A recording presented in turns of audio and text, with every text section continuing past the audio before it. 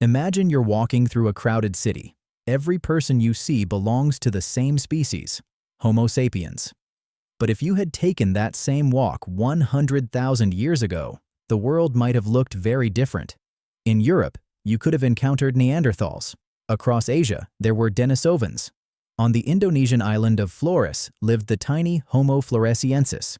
In the Philippines, Homo luzonensis survived, and perhaps other human species we haven't even discovered yet. For a brief moment in history, Earth wasn't home to one kind of human. It was home to many. So why are we the only ones left? The answer isn't a single catastrophe. It was likely a combination of several forces. 1. Climate changed rapidly. During the last ice age, climate swung dramatically over just a few thousand years. Forests became grasslands, rivers shifted, and animal populations moved. Species that were highly adapted to particular environments struggled when those environments disappeared. Some human groups may simply have become too small to recover after repeated environmental shocks. 2. Homo sapiens spread across the globe around 60,000 to 70,000 years ago. Modern humans expanded out of Africa into regions already occupied by other human species. Wherever sapiens arrived, other human populations generally disappeared within the next several thousand years. That doesn't automatically mean we wiped them out, but it strongly suggests our arrival mattered. 3. Competition was probably intense.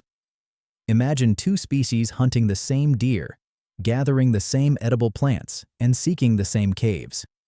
Even a small advantage can become decisive over thousands of years. Larger social networks, better long-distance cooperation, more flexible technology, more efficient sharing of information.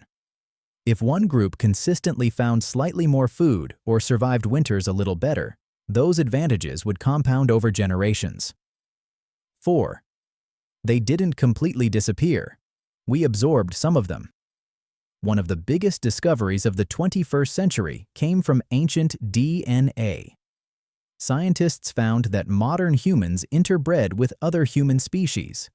Today, most people of European and Asian ancestry carry about 1 to 2% Neanderthal DNA. Many populations in Oceania carry up to 5% Denisovan DNA. So part of those species lives on inside us.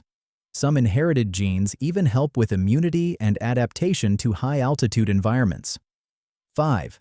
Small populations are vulnerable. Many ancient human species probably lived in scattered groups of only a few thousand individuals, or fewer.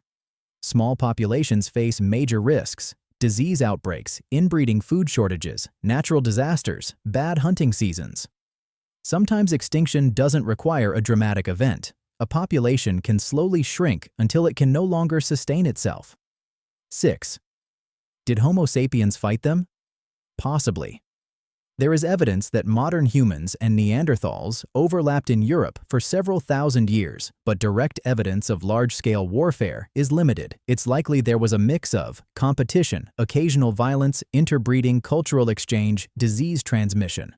Rather than a single war, their disappearance may have been a long process unfolding over millennia. Why were Homo sapiens different? Researchers think our greatest advantage may not have been stronger bodies or bigger brains. Neanderthals had brains at least as large as ours on average.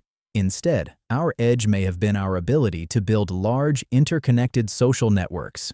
We exchanged ideas over long distances, innovated more rapidly, adapted to diverse environments, and cooperated with larger groups of unrelated individuals. Those traits allowed knowledge and technology to accumulate over generations.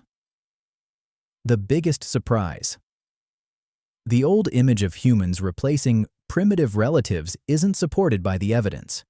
Neanderthals made sophisticated stone tools, controlled fire, hunted large animals, cared for injured group members, and may have created symbolic objects.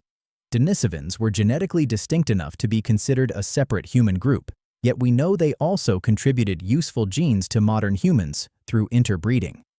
In the end, the story isn't that Homo sapiens defeated inferior humans.